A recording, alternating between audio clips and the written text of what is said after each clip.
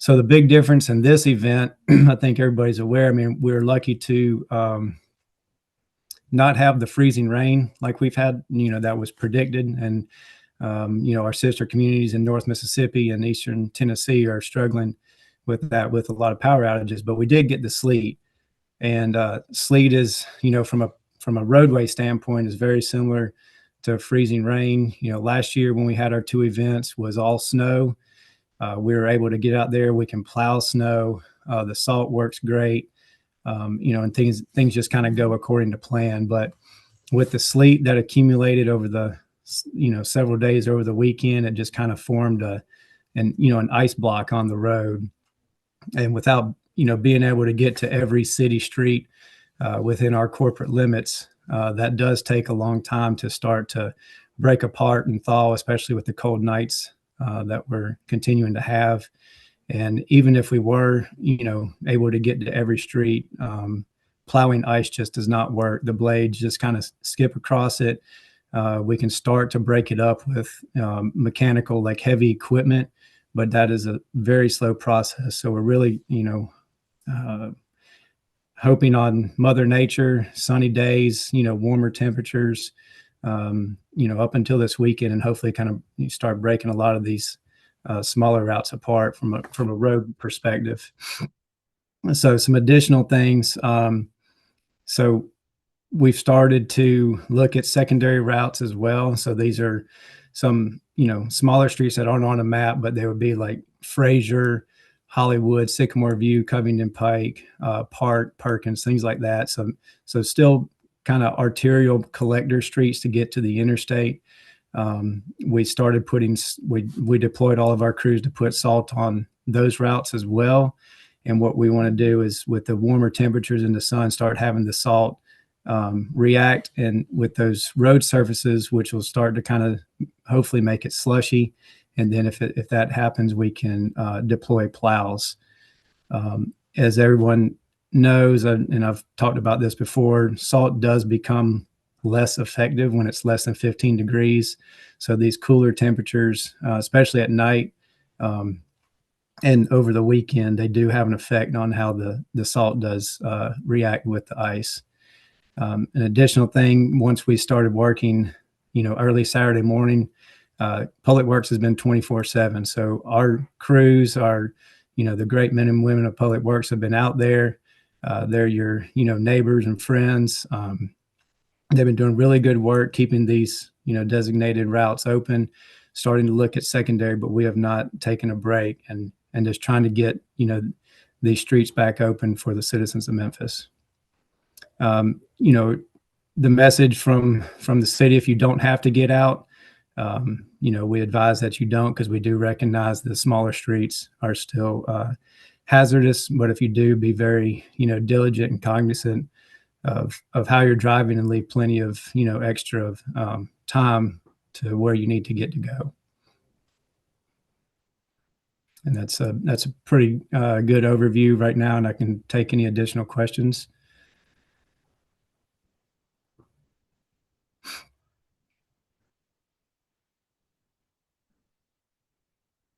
Yes, sir, Joe. How you doing?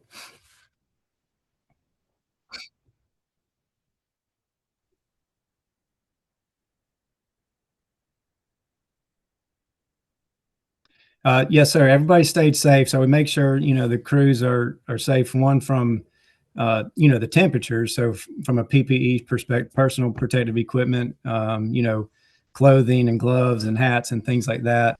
In addition, this year, we made sure when we checked all of our equipment back in, I think it's late October, early November, we added a lot of lights, LED lights on the front and back of the equipment. We added heated lights so they wouldn't freeze, really to ensure when our crews are out there at night and in low visibility conditions that, the public can see us. So we had, the addition of the lights, additional lights, I guess, on all the trucks, but we have not had any incidents. Every now and then, I think we've had maybe one or two salt trucks go down, and those are just kind of the mechanical spreaders on the back sometimes get bound up, or we have to replace a sprocket or something. But and then we had one contractor plow go down I think it was Sunday, and it took them about a day to get that back up and going.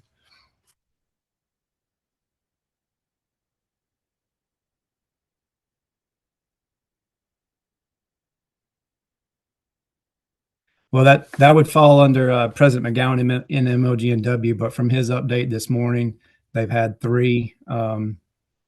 They have three reported water main breaks, but that has not affected any distribution or pressures of the system.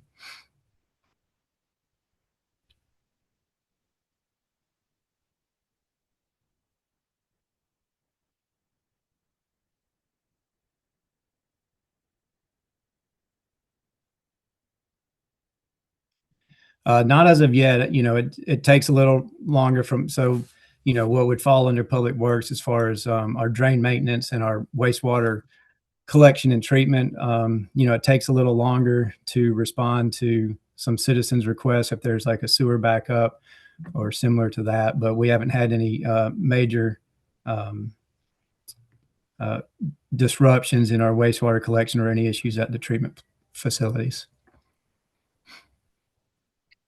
Yes, sir.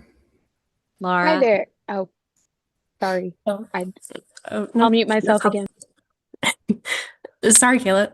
Hey, this is Laura Testino at the Daily Memphian. I cover schools and have heard from Memphis, Shelby County schools and university schools and others that roadways are still kind of the main obstacle to reopening. Have also talked with forecasters at the National Weather Service just about what they have called this vicious cycle of some melting during the afternoon, and then temperatures are still dropping overnight. So it's kind of, still refreezing and creating pretty icy environments. I heard you talk a little bit about obstacles even with salt, but what's still being done during the day. Thursday's temperatures may provide a little bit of relief, but what are you sort of anticipating as far as staffing, how long it's going to take to kind of get some roads back to a more drivable state? Right. So, as far as staffing, we're full staff 24/7. Even during the night hours, we are plowing, working the roads, putting down salt efficiently to make sure we don't put it down and then immediately kind of come back behind it and plow. We want to put it down and give it time to work, and and again, hopefully it's above that 15 degrees mark as the next couple of days will show. But yeah, we continue to do that. But again, the smaller streets, the shady 2-lane streets, your neighborhood streets, so those will still be impacted, and it will take some time for those to start breaking up. Just as a follow-up to that, Memphis has snowy weather. It seems like once or twice every year. A lot of times that's ice. Sometimes that's been real snow. This sort of snow plus sleet plus ice mix, is that typically what's been happening in recent years, or is there anything that's specific to this winter weather that has made the road situation more difficult to manage? I don't know if it's been different from a historical or normal perspective as far as weather patterns, but last year the two events that we had was straight snow, and those were the new plan that went in. We also had sun afterwards and warming temperatures, and we were able to get after it and get the primary routes plowed. We went to secondary routes and moved on. So and the roads responded with the sun and started melting rather quickly. But again, this one with the minimal freezing rain we had, but the accumulation of the sleet just kind of bound everything up. And when it refroze, or when it kept freezing, especially with the 5-10 degree nights, it just kind of formed a block of ice that is very difficult, one, to move if we were able to get everywhere, but two, difficult from a melting perspective when it's just stacked on top of several days accumulation. You got 3, 4, 5 inches in some spots. It's going to take some time for the sun to heat the asphalt beneath it and start breaking that up. Thank you. Hey, Scott, this is Lucas Finn with Commercial Appeal. A little while ago, you mentioned that you guys are kind of expanding your reach to some North Memphis and Fraser streets. Which streets are those, and do you have a timeline for when those might be a little bit more clear? Yeah, so not specifically, North Memphis. So the primary routes, I mean, I'm sure y'all have the map. I can, share some street names if you like, but what I was referring to is we're switching to secondary routes. And what we did this morning is we went out to all the secondary routes, which would Fraser, Hollywood, Sycamore View, Covington Pike Park, Perkins, locations like that. There's still major thoroughfares that connect to interstates, but we applied salt on all those routes, and we want to give it some time to work. If we start seeing, with the warming temperatures, if we start seeing a reaction that starts breaking that ice sleet down, we will start plowing those roads. Okay, And Kayla, so can you add right your now we're question? just kind of monitoring the salt application to see if we can get and start plowing it. All right, Kayla, can you ask your question now? Yes, Kayla Solomon, Fox 13. So one is kind of a twofold question.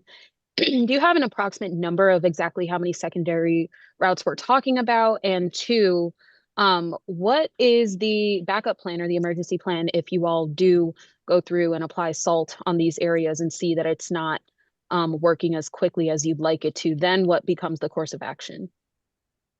Well, I can get you the full list. I mean, I have the ones short of me just taking a minute to look at a map, but the ones that I just named are primarily the ones on it, but we can certainly send that out. I think the backup plan would be to apply another round of salt and just kind of watch it, especially with the even warmer temperatures tomorrow in the sun, and it should start breaking up. If it's not, we'll try to start plowing, but again, it's when that ice, I want to just kind of reiterate the ice versus snow, and that's not just a Memphis issue. That's any across the country, just plowing ice does not work, and it'll be a very long process. That really is more, we'd have to wait for Mother Nature and the warming weathers to start breaking this up, and before we can start getting in there and pushing it around.